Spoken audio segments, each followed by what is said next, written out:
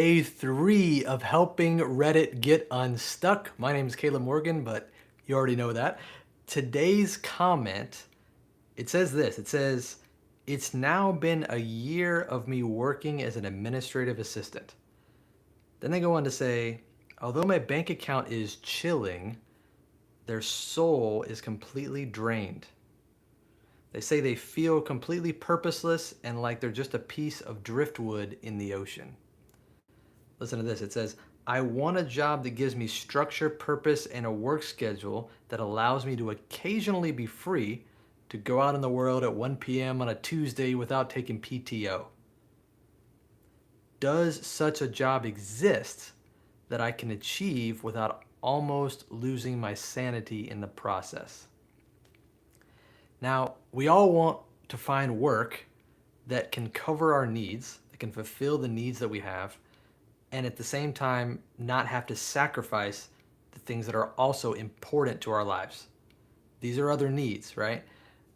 But we don't want to have to choose between these things, because if we end up not being able to find something that seems to satisfy all these needs, it's almost like we risk, again, choosing things and sacrificing other things when all these different factors are important. In this case, flexibility, financial provision and structure, and meaning and purpose.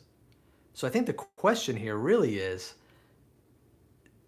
do I have to choose between making a living and enjoying life? And it brings me back to a couple years ago when I heard about this opportunity to be in a TV show called Penn and Teller Fool Us. Now, if you haven't seen that show, it's about two legendary magicians in Las Vegas, Penn and Teller, and they invite other magicians from all over the world to come in and do, in their theater in Las Vegas, do a magic trick that they wouldn't be able to figure out, that they wouldn't be able to catch themselves. And if that magician can do that, then they win the show. And I saw an opportunity to audition for this show. So I remember a few years ago, before I had even auditioned, I was on the phone with one of my best friends helping me think through what I could do to be on this show. And I told him, the thing is, I don't want to just go on this show. It would be great exposure, right? It would be great for like over 1 million people at home watching on TV to see what I do and who I am. But I don't want to choose between that and actually potentially winning the show. Like coming up with something that would be amazing enough and unique enough that these magicians wouldn't have any idea how it works. But the problem is I can't figure out how to do that, because the trick that I'm trying to do, the trick that I want to do on the show, one of the two magicians, the judges, Teller, he already knows all the solutions to this trick. He literally has read the book on the tricks all about this that magicians have come up with over the last like 100 years. He knows it all. So how could I how in the world, I don't see a solution. How could I even come up with something that would make this work? That could make me possibly even win the show. And it was an audacious goal, right? But I remember my friend on the other line, he goes, "Well, what if he just did this?" And I don't want to ruin it here and spoil exactly what he said, because you can go watch the video yourself of me on Penn and Teller on the other parts of this channel.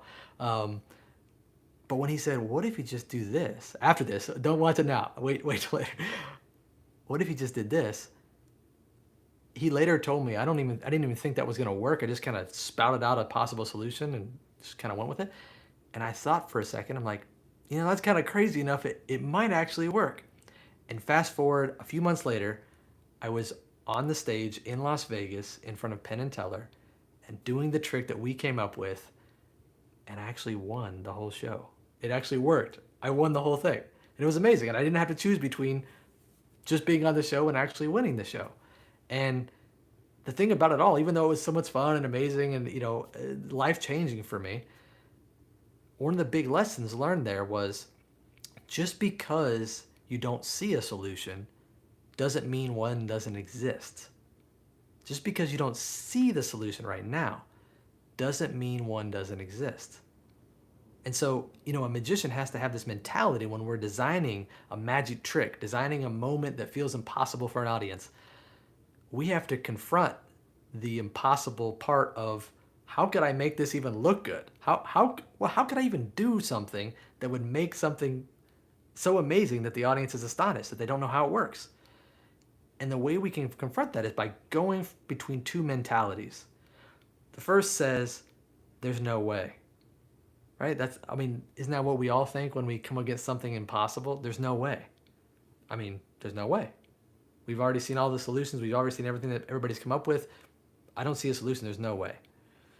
But if we can take that and shift our focus and go to a different wording, slight change in wording, I haven't found the way yet. Go from there's no way to I haven't found the way yet. Just that small change completely changes the way that we approach the challenge, the problem. Completely changes how we approach looking for a solution. And it also helps us just embrace this mentality that literally nothing is impossible. Think about that. What if literally nothing was impossible? It reminds me of one of my favorite verses in the Bible, and I actually have it here on a little plaque that I keep, and it's from Matthew 19:26, so you can go read it later. It's where Jesus is talking with the disciples, and he says, with man, this is impossible. And he's talking based on the conversation that they're having. So go read it later. But with man, this is impossible. And then he says, but with God, all things are possible. And that's so amazing to me. I've seen personally God move in my life and do amazing things in my life that seemed impossible. If you know a little bit about my story, just coming from a background of living through over 15 years of an abusive childhood, there was a lot in getting out of that situation that seemed impossible. There were so many walls up and so many things in court battles and all this kind of just mess that I didn't see the solution, right? But I know, I believe and I know that he saw the solution, even when I didn't see it, because he can see the end from the beginning. So this idea that even though I couldn't see the solution, there was a solution. Just flipping that mentality is important because that also applies here, right? So the first thing I want to recommend to this commenter, to this Reddit commenter to help you get unstuck here is shift your thinking from there's no way, which you didn't say that directly. They didn't say that directly when they said, does such a job exist, right? They're asking, which is inquisitive, which is great. I want to continue that. I want you to always have this mentality that says, there's got to be a way. There's got to be a way, right? I just haven't found it yet. But that way, we're almost not even questioning, oh man, is there any way? We're saying there's got to be a way. I just haven't found it yet. Okay? So when we have that perspective, there's got to be a way. That helps us to approach and be able to stick through all the setbacks, all the difficulty, all the challenges that are going to come. And maybe there's even naysayers and people. It doesn't just apply to careers. This applies to anything that we're trying to do in life that doesn't seem possible at the moment, that we don't have a solution for right now, that we know that this is something we want to pursue, but nobody's ever done it like this. And there's going to be naysayers, and definitely, right, that are going to say, I don't know if that's a good idea. Why are you wasting your time? It hasn't worked out for me before. Hey, I don't think you can do that, right? Having this approach, there's got to be a way, can help us bypass that and stick through the challenges and the fire that's going to come on the way to finding the solution. And when we have that approach of there's got to be a way, it starts to help us realize, well, what if the solution doesn't have to look like I think it does? What if it doesn't even look the same way that conventionally I would imagine? For example, these 3 things that this commenter is mentioning that they're looking for in a career: the finances, the flexibility of schedule, the purpose, the meaning. What if there's a way to solve some of these criteria in a different way than we normally would even expect? So for example, what if, to the commenter here, they say they're an admin assistant.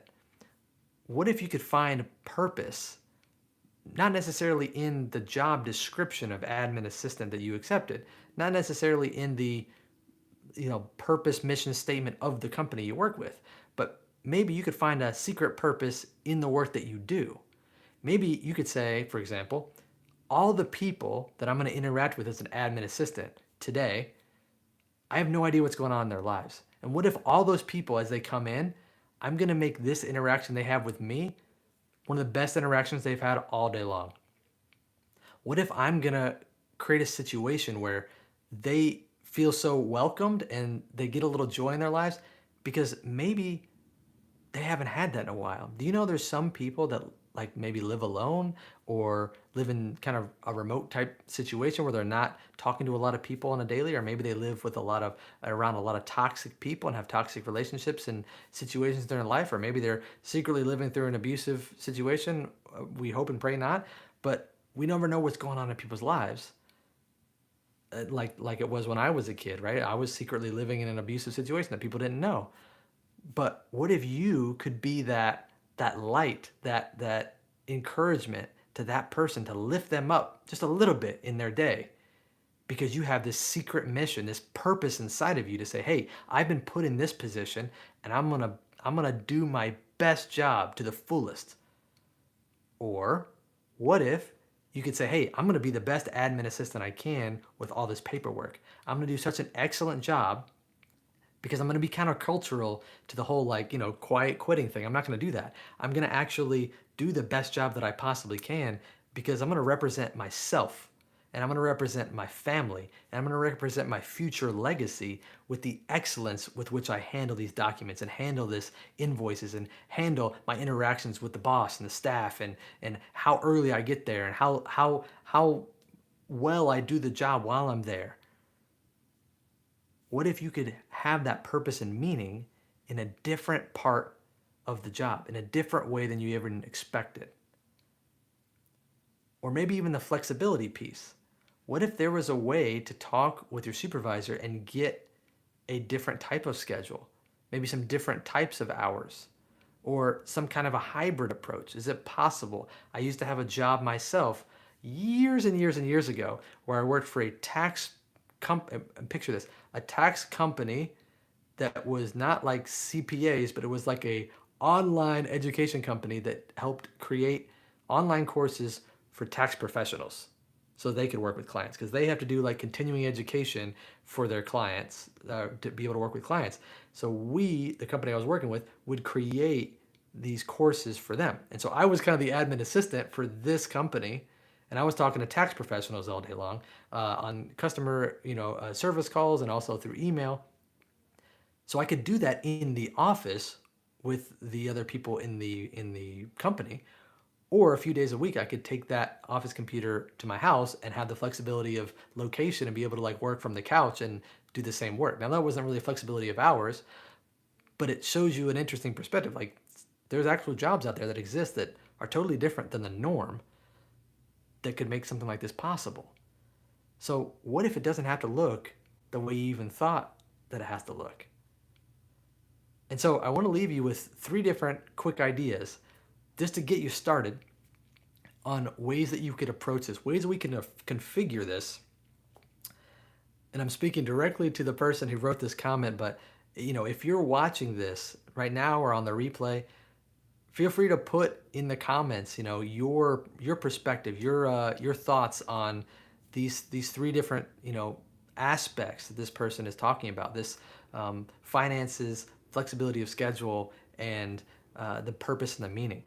Put in the comments which one is most important to you, as a matter of fact, and we can all encourage each other and see different perspectives. And even if you have a 4th one that's a different one we haven't discussed in this video, put that in the comments as well. So these 3 quick ideas I want to leave you with is one way you could configure this is entrepreneurship.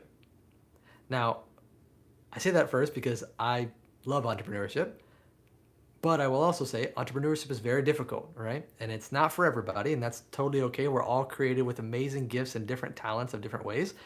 And so if it's for you, entrepreneurship is great because I believe it's kind of like that trifecta triangle of the 3 things that you're looking for all at once. You got the financial component because you can pick which industry that you're in and make sure that the product that you offer or the service that you offer fulfills the financial structure that you need.